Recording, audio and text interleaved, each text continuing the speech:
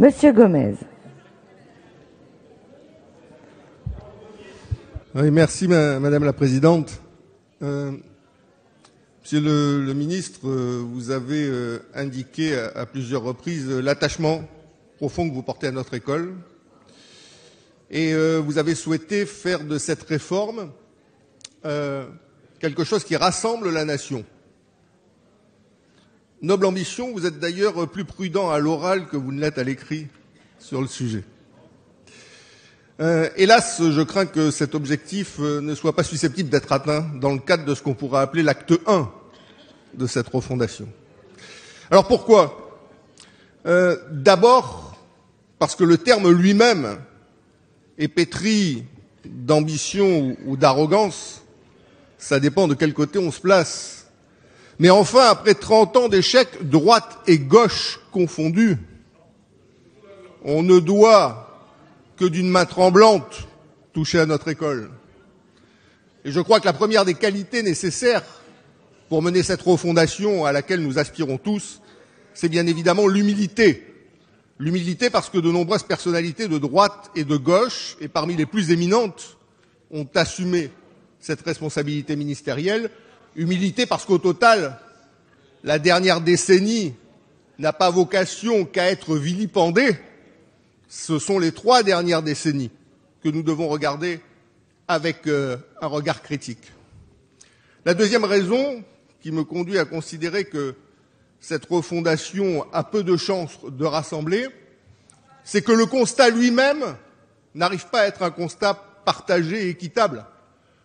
Dans l'annexe, nous regardons à 3 reprises un règlement de compte à l'égard de la majorité qui a gouverné au cours de la décennie écoulée. Est-ce uniquement, exclusivement, la faute de la majorité si nous sommes, en ce qui concerne le programme de recherche internationale en matière de lecture scolaire, au même niveau que l'Azerbaïdjan?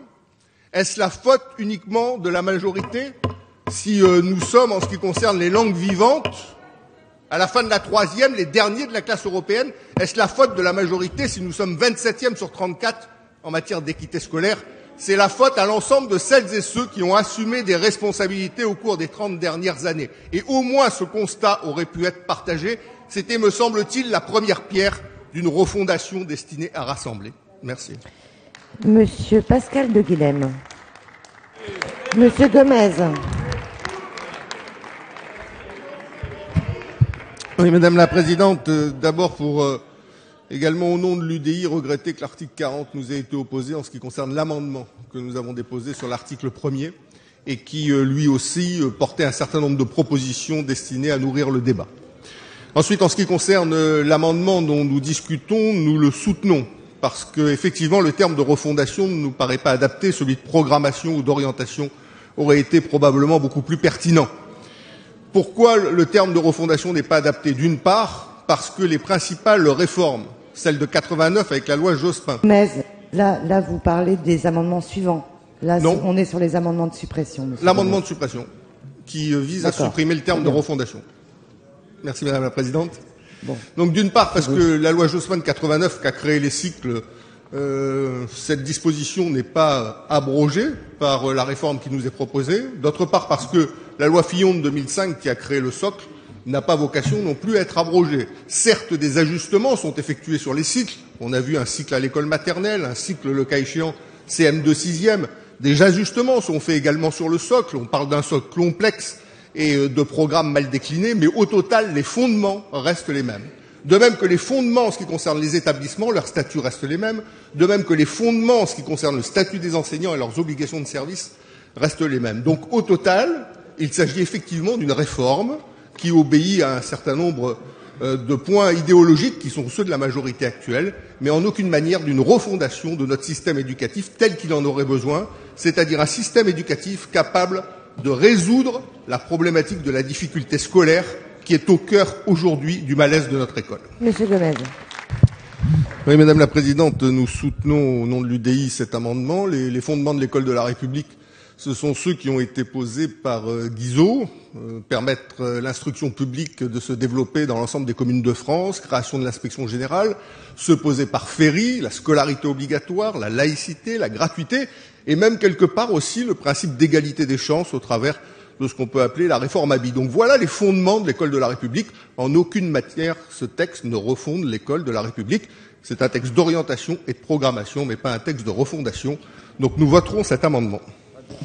Je mets aux voix ces amendements identiques. Qui est pour, qui est contre, qui s'abstient, ils ne sont pas adoptés. Alors, Monsieur Gomez m'a demandé la parole avant vous, monsieur. Donc, Monsieur Gomez. Merci Madame la Présidente. Effectivement, nous soutenons aussi cet amendement. À 3 reprises, le bilan supposé de la décennie écoulée est stigmatisé. On a effectivement depuis une dizaine d'années, dans le paragraphe d'après, on a entre 2000 et 2009, et aussi à la fin du paragraphe, juste avant l'alinéa 9, entre 2000 et 2009.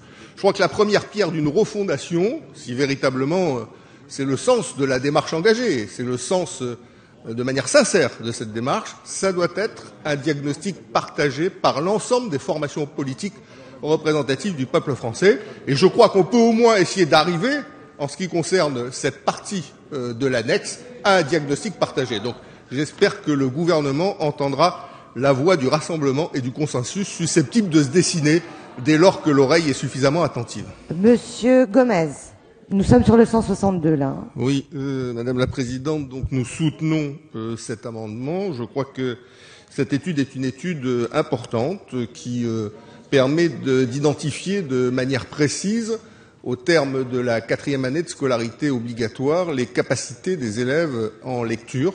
Et donc, à ce titre-là, qu'elle fasse l'objet dans l'annexe d'une mention particulière me paraît tout à fait opportun.